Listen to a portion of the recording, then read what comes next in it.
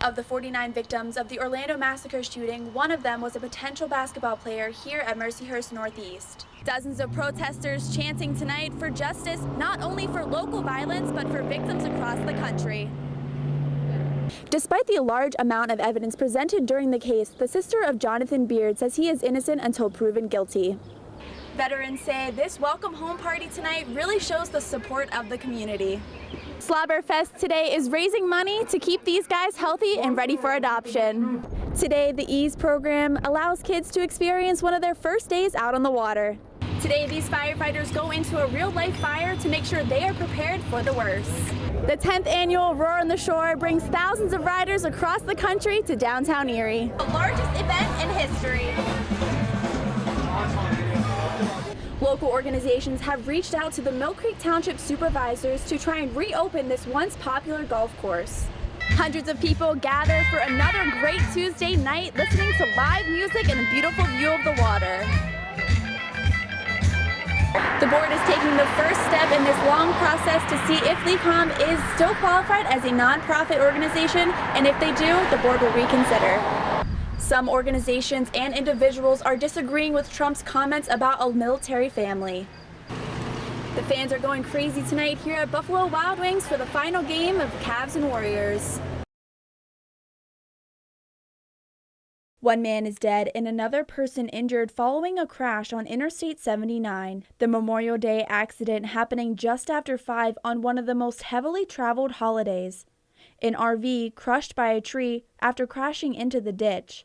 Drivers passing stopping to help. And all I see is a trailer and a tree on top of it, and the windshield is completely broken, and my dad decided to pull over because he wanted help with whoever needed help there. The coroner said the man pronounced dead at the scene appears to be a 70-year-old from New York. His wife, also in the motorhome, is responsive and taken to the hospital. Traffic is restricted to one lane on I-79 northbound. Police say the front tire on the RV blew out, causing the driver to veer off the road. After the tire blew on the RV, it traveled about 200 feet before ending in the ditch. Tire popped and you're driving a vehicle that size, they become difficult to steer and navigate with. The woman, before taken to UPMC Hammett, did tell first responders about 3 dogs in the RV. 2 have been rescued and 1 remains missing. Students and community members continue to come together to donate time, money, and prayer to the Melashewski family.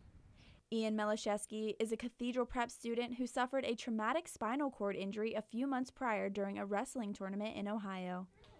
The Cork 1794 restaurant donates 20% of their profits tonight to the Ian Melashewski Special Needs Trust. Live music, 50/50 raffle tickets, special menu, and cocktails, all for a great cause.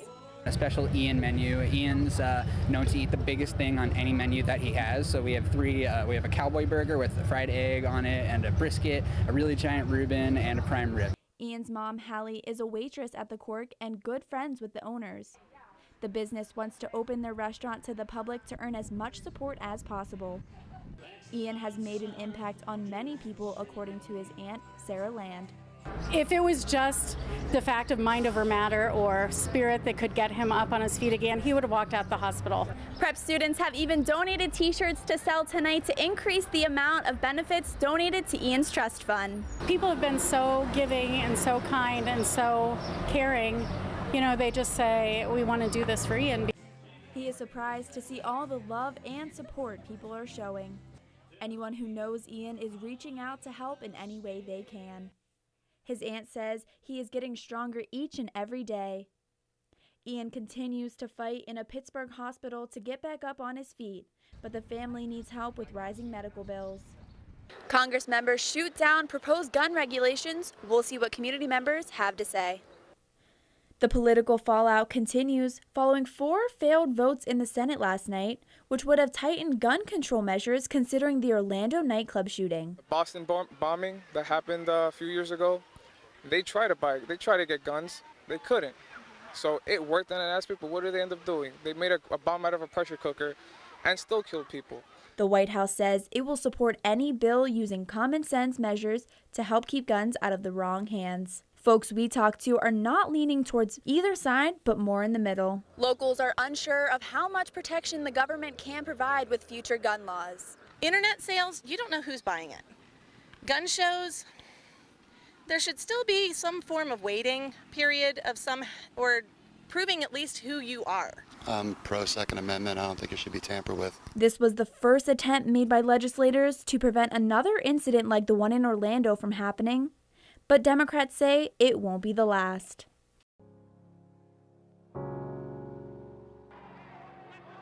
He who is not courageous enough to take risks will accomplish nothing in life. The world mourns the loss of the legend in boxing.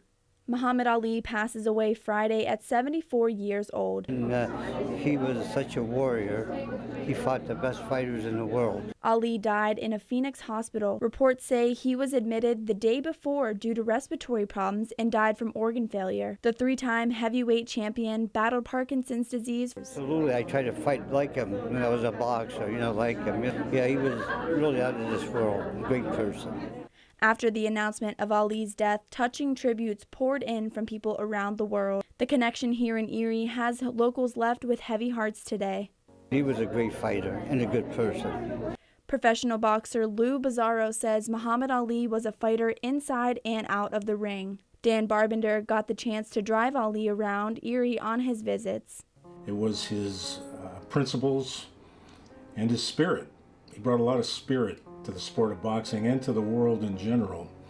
He made things exciting no matter what the subject was. Dr. Matthew McCartney says that Muhammad Ali lived a lot longer than expected with Parkinson's disease. It sounds like with Muhammad Ali, he was having respiratory problems.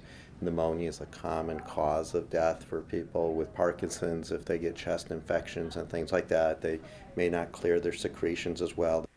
Ali's funeral will be held Friday in Louisville. James Comey announces Tuesday that the FBI denied any of the emails on Clinton's computer to be worthy of any charges. Information released today tells the nation Hillary Clinton will unlikely be facing any charges for her use of a private email server while she was Secretary of State. After the FBI searches through over 30,000 emails, Clinton is found not guilty for this ongoing investigation. Nothing that I sent or received was marked classified, and nothing has been demonstrated to contradict that. Hillary Clinton was more than happy today after the public is told her name is clear for the ongoing email scandal investigation. The local response is divided, which is similar to how the nation is reacting. We're very pleased that the FBI, after reading over 30,000 of her emails, found no wrongdoing. That's wrong, because if it was anybody else, they would be charged. It's not fair to have somebody that's going to become president possibly and lie and be able to get away with things like that. Locals are unsure of how this will affect the numbers of the race and if it is too late for the Clintons' name to be cleared for the election.